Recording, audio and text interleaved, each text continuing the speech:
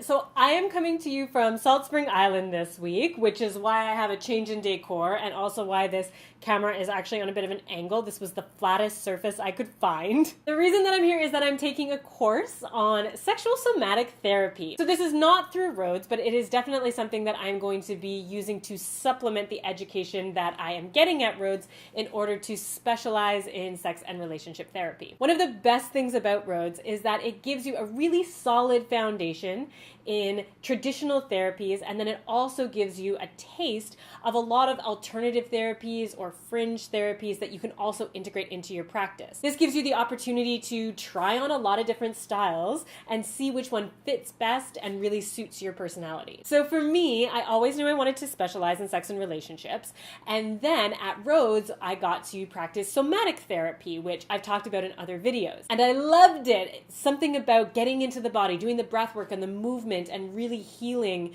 from the bottom up really spoke to me. And so I wondered if there was a program that might exist where I could marry sex and relationships with somatic experiencing. And it turns out that there is. And the only program in Canada that exists happens to be on the West Coast, which is right where I am. And so I thought it seemed really meant to be. So that is why I'm here this week. It's been phenomenal, and I will be back at Rhodes next week. It really feels like I've just tuned into that flowing river and allowed it to take me wherever I was supposed to go. And apparently this week it was right here on Salt Spring Island, which is beautiful, by the way. So speaking of my flowing river, that was a concept that I introduced to you last week when I gave you that part 1 on Feng Shui that we had been studying in class. This past week, we also continued studying Feng Shui, and we really learned how we would be able to integrate some of those principles into our personal lives as well as into our counseling practice. So far, the most beneficial thing that I have found that I can integrate into my counseling practice is the idea of the power seat. So the power seat is the place in the room that energetically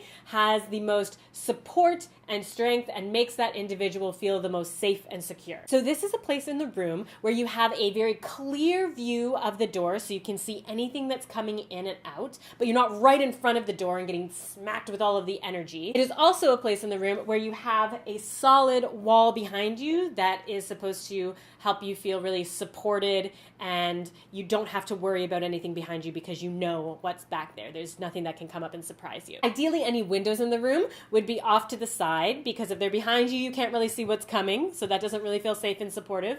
And if they're right in front of you, they can be too distracting. So windows off to the side, door in plain view, solid wall behind you. This is the seat in the room that, as a counselor, you want to give to your client. I mean, yes, part of us wants to take it for ourselves, because why wouldn't we want the power seat in our own office?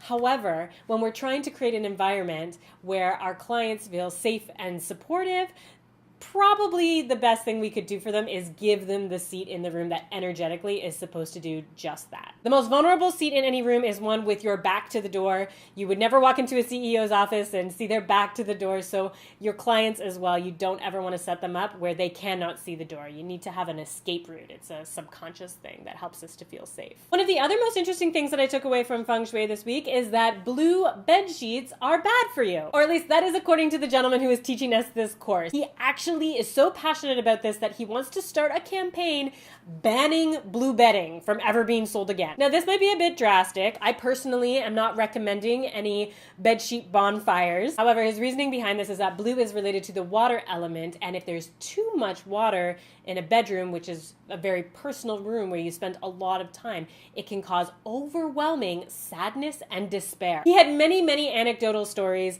about clients that he had who were depressed, and inevitably they all had blue bedding. He says that it's important to have some of the water element in the room. You should have some of every element in all of your rooms for balance, but it should definitely not be the dominant color in your bedroom. Instead, he suggests that fire colors or earth tones would be much better, because that's more grounding and passionate for your bedroom space. However, the more I listened to him, the more I realized that really the basic premise is too much of any one color in a room, especially your bedroom, can be really overwhelming. And so ideally you want to strike a balance. So you can do whatever you want with this information. I personally am a bit of a nomad right now. I actually don't even have my own bedroom. But when I do get my own bedroom again, I think I will most likely invest in some yellow bedding. It's a grounding color, it's a sunny, happy color, and although I enjoy the color blue, I don't like it so much that I'm willing to risk